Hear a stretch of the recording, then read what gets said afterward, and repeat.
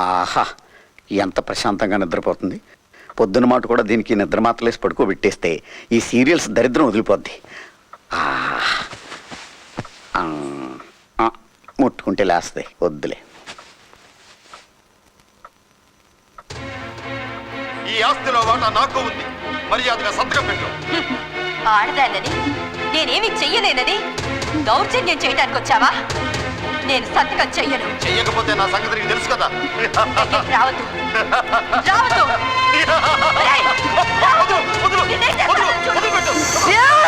నిన్ను వదలదా? నీకు దమ్ముంటే రారా? ఏంటి నన్ను సంతకం పెట్టమంటావా? పెట్టరా?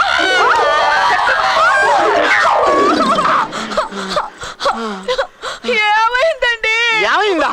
నీ బంద్ అయింది, నీ శ్రాద్ధం అయింది, నీ సీరియల్స్ పెద్ద తగలయ్యా. ఇంకా సేపు అయితే ఊపిరాడికి చచ్చావాడిని. పగలే కాదు, రాత్రులు కూడా పీకు తింటావు కదే. ఇంకా లాభం లేదు. ఎక్కడుంది? ఎన్ని హింసలు పెట్టావే, ఎన్ని చిత్ర హింసలు పెట్టావు. వదులుతాను అనుకున్నావా? ఏం చేస్తానో చూడు. చూడు.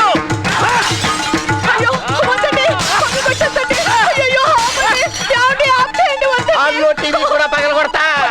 పగలగొట్టండి. నా చక్కెర ఊరుకోండి, నా ఆనందం అండి, నా అందం బావాలండి.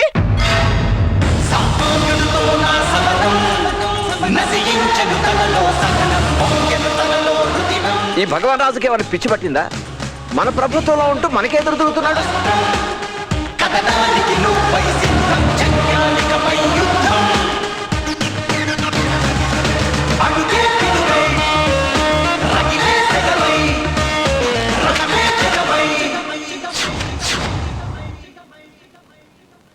ఏమనుకుంటున్నావు నీకు నువ్వు? తోలుబొమ్మను అనుకున్నావా? నీ ఇష్టం వచ్చినట్టు ఆడిస్తున్నావు. ఎవడిచ్చాడు నీకు ఈ అధికారం? ఆమరణ నిరాహార దీక్ష చేయించి నన్ను చంపాలనుకుంటున్నావా?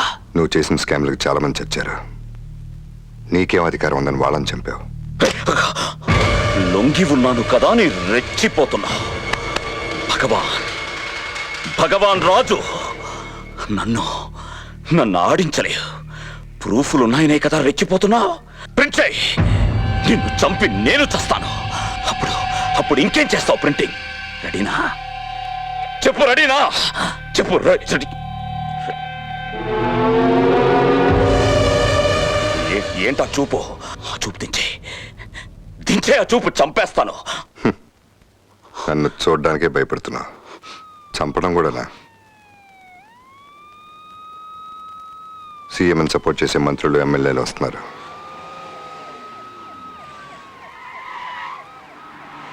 నిన్ను సపోర్ట్ చేసే మంత్రులు, ఎమ్మెల్యేలు వస్తున్నారు. క్యాబినెట్టే కాదు, మొత్తం అసెంబ్లీ కదిలొచ్చింది. నువ్వు నిజాయితీగా పనిచేస్తే ప్రతి ఒక్కడికి ఉత్సవ పడుతుంది. అది నిజాయితీకున్న పవర్. వస్తా.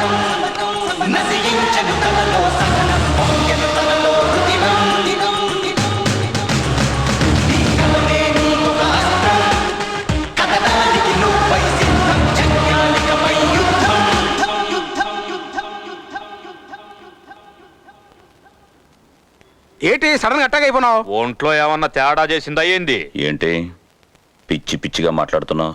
మరి లేకపోతే ఏందయ్యా? మింగటానికి మెతుకులేదు గాని మీసాలకు సంపెంగనున్నట్టు ఓ పక్క మధ్యాహ్నం భోజనం పథకం కింద బళ్ళో పిల్లలకు కూడెట్టడానికి బయట ముష్టెత్తుకుంటా ఉంటే మళ్ళీ ఈ ఉచిత పుస్తకాలు, ఉచిత విద్య ఏందయ్యా? యానిచ్చి తెద్దాం. ఆ ముచ్చటి పక్కన పెట్టు. ఏంది రాజన్న, నీ దిమాగ్ ఇట్లా ఖరాబ్ అయిందా? ఇంటికో ఉద్యోగమా? ఉపాధి కోసం రుణాలా? ఎంత ఎరికేనా? కోట్ల రూపాయలు కావాలి. ఎడికెళ్ళి చేస్తావు? అసలే ఖజానా ఖాళీ. మీదికెళ్ళి ఓల్డ్ బ్యాంక్ వారికి మిత్తి మీద మిత్తి కట్టలేక వస్తున్నాం. ఇప్పటికే సీఎం మన మీద చాలా కోపంగా ఉన్నాడు. మంచి పని చేస్తే కోపం దేనికా? మీకేమో చేత కాదు, రాజుగారు చేస్తే ఓర్వలేరు. రే రత్నాకర్, ఎక్కువ మాట్లాడక్. ఆ చెంచా కడతా మనకెందుకు, నువ్వు ఊరుకో అన్నా. ఏం మాట్లాడుతున్నారా నువ్వేదో పెద్ద పీకుడు వాడు అయినట్టు? పార్టీల దాకా ముందు పోర్లను సప్లై చేసే బ్రోకర్ గాడివి నువ్వు నన్ను చెంచా గడు అంటావురా? ఏంద్రా, నేను ఉండగానే మా వాడిని అంతా మాట్లాడతా? నేను పాలిటిక్స్ లో ఎట్లా వచ్చినా తెలుసా? 10 మర్డర్లు చేసి వచ్చిన బిడ్డ. నీకు స్పాట్ పెడితే 11 అవుతాయి. కిందికెళ్ళి చీరేస్తా. ఏంట్రా చీరేది పొట్లకాయ? నువ్వు విత్తనాలు స్కామ్ చేసి 40 కోట్లు దున్నపోతున్నట్టు తిన్నావు. ఈ మ్యాటర్ అద్దం పేపర్ ఇచ్చినావు అనుకో, మర్చిపోయినావు. చార్మినార్ కాడ కొట్టుడు. ఈసారి బిడ్డ మోర్లేసి కొడతారు. అరే ఉండు ఉండు చెప్తాను. ఏంటయ్యా రాజు, ఈ లంటయ్యానికి సపోర్టు? ఇదిగిదిగిదిగో ఈడు మందు కొడితే అసలు మనిషే కాడు, పశువుతో సమానం. అది కదా. మొన్న నియోజకవర్గం పర్యటనకి వెళ్ళినప్పుడు ఫుల్ గా మందు బిగించి గెస్ట్ హౌస్ లో పని మనిషిని రేపు చేశాడు. బుద్ధి తక్కువ మనుషులు కాదటయ్యా ఇళ్ళు. మందు కొడితే లుంగి నిల్వదు మమ్మల్ని అంటారా?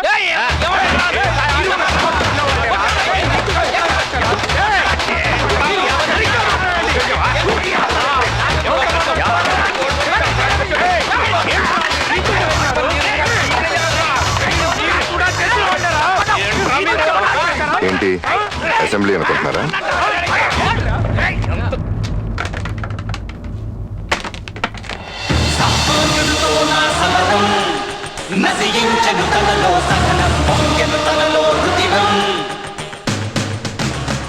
ఓ నాయనో మనం మాట్లాడిందంట ఫోన్ లో రికార్డ్ అయిపోయింది. ఇప్పుడు ఎట్లా? అయిపోరాం సార్, నాశనం అయిపోరాం కదా. బాత్రూమ్ ఎక్కడా? అతను పా. అబ్బో సామాన్యుడు కాదురా బాబోయ్.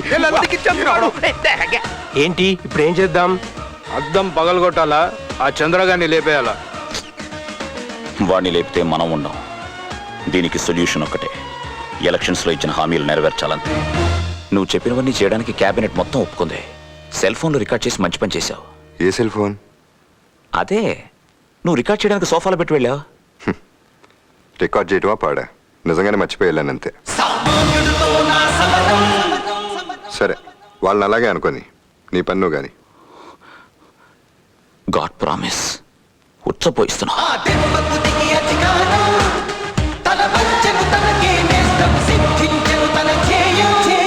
రాజకీయాలకే వన్నె తెచ్చిన భగవాన్ రాజు పిల్లల్ని పెద్దయ్యాక ఏమవుతారని అడిగితే ఏ డాక్టరో, ఇంజనీరో, క్రికెటరో అవుతానంటారు కానీ రాజకీయ నాయకుడు అవుతానని ఎవరూ చెప్పరు. ఈ బురద రాజకీయాలంటే అందరూ అసహించుకునేవారే కానీ ఆ బురదలోంచే తామరపు పుట్టినట్టుగా ఈ రాజకీయాలకే వన్నె తెచ్చారు మన మంత్రి భగవాన్ రాజు.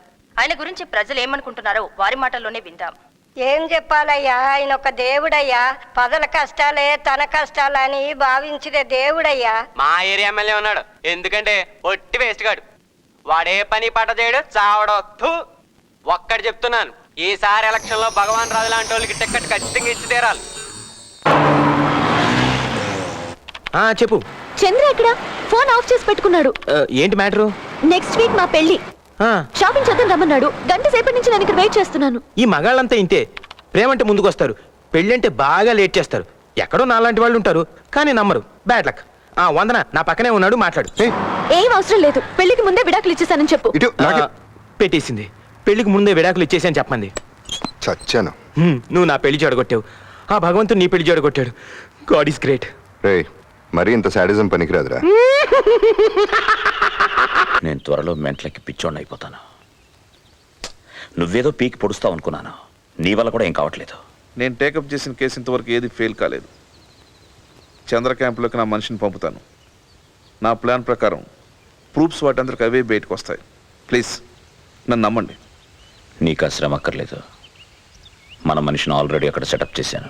వండర్ఫుల్. ఎవరు? ఇప్పుడే పిలిపిస్తాను.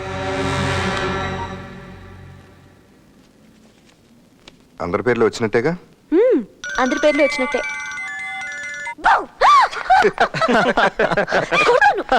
ఏంటన్నా?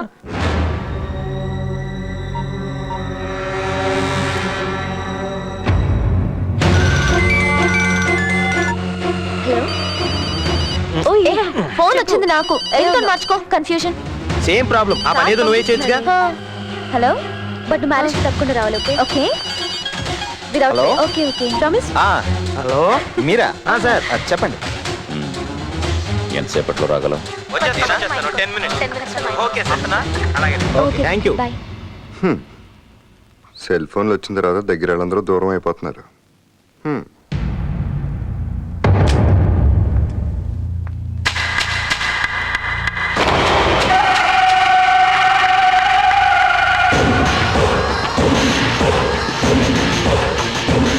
చంద్ర క్యాంపులో మన మనిషి Kalyan, commissioner of police. Chandrasekhar కూతురు నేను ఆయన కూతుర్ని కాదు, చంద్ర నాకు అన్నయ్య కాదు.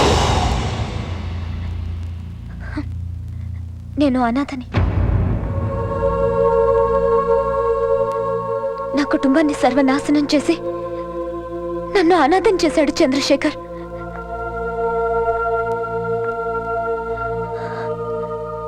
అమ్మా నాన్న నన్ను అక్కయ్యని ఎంతో ప్రేమగా చూసుకునేవారు.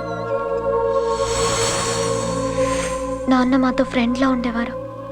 పగలెంత బిజీగా ఉన్నా రాత్రి మాతో సరదాగా జోక్స్ వేస్తూ మాతో పాటు అల్లరి చేసేవారు.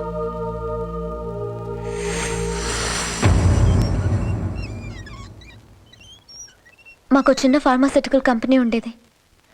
ఒకరోజు చంద్రశేఖర్ మా ఫ్యాక్టరీలో నకిలీ మందులు తయారవుతున్నాయని తన అద్దం పేపర్లో రాశాడు. పోలీసులు అరెస్ట్ చేస్తారని నాన్నకు తెలిసింది. చాలా టెన్షన్ పడ్డారు. నేను గుడికెళ్ళి నాన్నకి ఏ ఆపద రాకూడదని దేవుణ్ణి ప్రార్థించాను. కానీ అప్పటికే ఘోరం జరిగిపోయింది.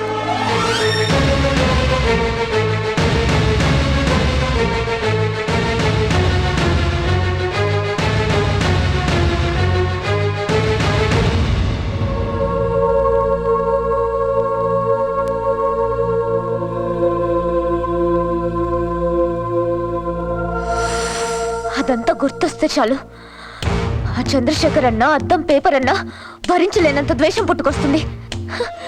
ఆ చంద్రశేఖర్ తన మంచితనం చాటుకోవడం కోసం నన్ను తన అనాథ శరణాలయంలో పెంచుకున్నాడు. నాకు ఇష్టం లేకపోయినా అక్కడే ఉంటూ ఎప్పటికైనా చంద్రశేఖర్ని అద్దం పేపర్ని నాశనం చేయాలని నిశ్చయించుకున్నాను.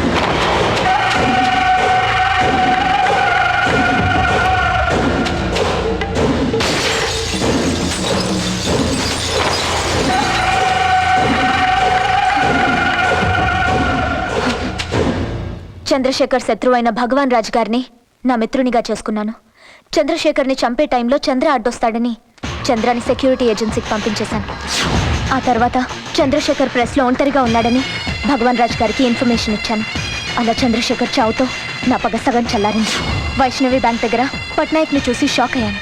వెంటనే ఫోన్ చేసి బ్యాంక్ కాన్ఫరెన్స్ హాల్లో మైక్లు కెమెరాలు ఎక్కడెక్కడ ఉన్నాయో ఇన్ఫర్మేషన్ ఇచ్చాను. ఆ తర్వాత పట్నాయక్ చంద్రతో చేతులు కలిపి సీఎంని బాంబ్ బ్లాస్ట్లో చంపాలనుకున్న ప్లాన్ లీక్ చేసిన విషయం రాజుగారికి ఫోన్లో చెప్పాను. అపర్ణ, ప్రెసిడెంట్ ఆఫ్ ఇండియాకి ప్రైమ్ మినిస్టర్కి ప్రూఫ్లు పంపిస్తానని బెదిరిస్తున్నాడు కదా, దాని గురించి ఏమైనా తెలుసుకున్నావు? అలాంటిదేం లేదు. మిమ్మల్ని బెదిరించడానికి అలా చెప్తూ వస్తున్నాడు. చూడపర్ణ, ఆ ప్రూఫ్స్ ఎక్కడ ఉన్నాయో నీకు తెలియదా? 1-2 సార్లు అడిగాను. సేఫ్ ప్లేస్లోనే ఉన్నాయన్నాడు. It's okay. రేపటికల్లా ఆ ప్రూఫ్స్ మీ చేతిలో ఉంటాయి. రేపే చంద్రతో మీటింగ్. అపర్ణ, రేపు నువ్వు వాళ్ళతో పాటు కలిసి రావాలి. Okay sir. ప్రూఫ్స్ చేతికొచ్చేస్తే ఇక ఏ టెన్షన్ ఉండదు. ఎందుకుండదు? అద్దం పేపర్ నాశనం చేయాలి కదా. ఒక్కసారి ప్రూఫ్స్ మన చేతికొచ్చాక దాంతో మనకేమిటి సంబంధం? దానికోసం నా లైఫ్ని రిస్క్ చేసి నీకు హెల్ప్ చేస్తే ఇప్పుడు సంబంధం లేదంటే నేను ఊరుకోను. ప్రత్యక్ష సాక్షిని నేనున్నాను. అద్దం పేపర్ని లేపేయడానికి నువ్వు నాకు సహాయపడకపోతే నిన్ను చంద్రాన్ని లేపడానికి కూడా నేను వెనకాడను.